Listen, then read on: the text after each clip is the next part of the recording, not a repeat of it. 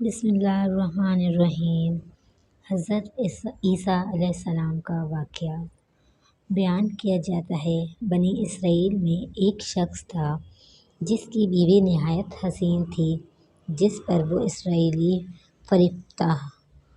چنانچہ جب اس عورت کا انتقال ہو گیا تو اس اسرائیلی شخص کو بڑا قلق ہوا اور ایک مدت تک وہ اس کی قبر پر بیٹھا روتا رہا۔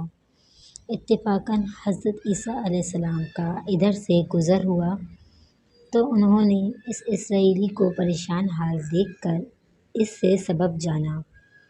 تو جب اسرائیلی نے اپنا واقعہ بیان کیا تو حضرت عیسیٰ علیہ السلام نے دریافت فرمایا، کیا تو چاہتا ہے کہ میں اس کو تیرے لیے زندہ کر دوں؟ اس نے عرض کیا کہ ہاں حضور، میں یہی چاہتا ہوں۔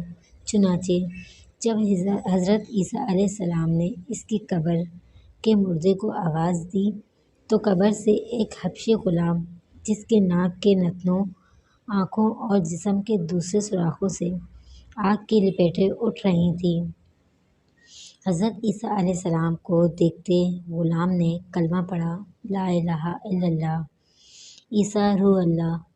اسرائیلی نے یہ دیکھ کر عرض کیا، حضور، مجھ سے غلطی ہو گئی، میری بیوی کی قبر تو دوسری ہے۔ یہ سن کر حضرت عیسیٰ علیہ السلام نے حبشی کو حکم دیا کہ تم اپنی قبر میں واپس ہو جاؤ۔ چنانچہ وہ مردہ ہو کر گر گیا اور اس کی قبر کو مٹی نے چھپا دیا۔ پھر حضرت عیسیٰ علیہ السلام نے اس کی دوسری قبر کی جانب توجہ فرمائی اور حکم دیا کہ اے صاحب قبر، اللہ کے حکم سے زندہ ہو جا۔ چنانچہ قبر پھٹی اور اس سے ایک عورت سر سے گرد جھاڑتی ہوئی باہر آئی، جس کو دیکھ کر اسرائیلی بولا کہ یا روح اللہ، میری بیوی یہی ہے۔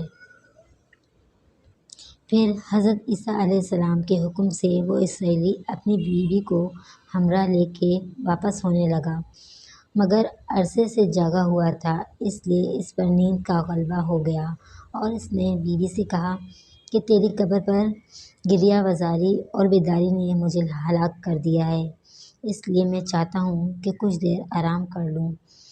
بیوی کہنے لگی کہ ہاں، آپ آرام کر لیجیے۔ چنانچہ وہ اسرائیلی بیوی کے زانوں پر سر رکھ کر سو گیا۔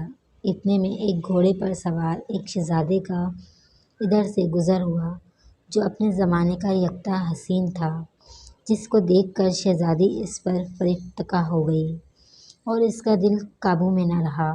اس نے سر زانوں سے نیچے رکھا اور فرط محبت و غلبہ عشق سے مجبور ہو کر شہزادے کے سامنے جا کھڑی ہوئی۔ ادھر جیسے ہی شہزادے کی نظر اس پر پڑی، وہ بھی اس کو دیکھ کر اس پر فریفتہ ہو گیا اور عورت کی خواہش پر اس کو اپنے گھوڑے پر بٹھا کر لے گیا۔ چنانچہ اس کے شوہر نے بیدار ہو کر جب اپنی بیوی کو نہ پایا تو نہایت پریشان ہوا اور اس کے ملنے کی تدبیر سوچنے لگا۔ سوچتے سوچتے آخر اس نے نشانہ قدم پر چل کر اپنی بیوی کو تلاش کر لیا، جو شہزادے کے پاس پہنچ چکی تھی۔ اس کو دیکھ کر اسرائیلی نے شہزادے سے عرض کیا کہ یہ میری بیوی ہے، آپ اس کو چھوڑ دیجیے۔ ابھی شہزادہ کچھ کہہ بھی نہ پایا تھا کہ اس عورت نے کہا، میں تیری بیوی نہیں بلکہ شہزادے کی لونڈی ہوں۔ یہ سن کر شہزادہ اسرائیلی سے کہنے لگا، مجھ سے میری لونڈی کو لینا چاہتے ہو؟ اس نے کہا، خدا کی قسم، یہ میری بیوی ہے، جس کو میرے سردار حضرت عیسیٰ علیہ السلام نے مرنے کے بعد میرے لیے زندہ کیا ہے۔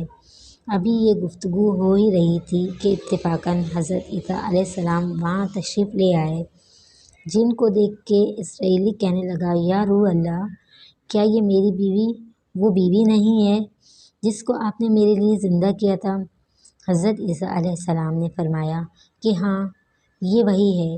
یہ سن کر عورت کہنے لگی، یا روح اللہ، یہ شخص جھوٹا ہے، میں اس شہزادے کی لونڈی ہوں۔ حضرت عیسیٰ علیہ السلام نے فرمایا، تو وہ عورت نہیں جس کو میں نے اللہ کے حکم سے زندہ کیا ہے۔ عورت نے کہا، یا روح اللہ، باخدا میں وہ نہیں ہوں۔ اس کے بعد حضرت عیسیٰ علیہ السلام نے فرمایا، جو جان خدا کے حکم سے میں نے تجھے دی ہے، اس کو واپس کر دے۔ یہ سنتے ہی وہ عورت پھر مردہ ہو کر گر پڑی۔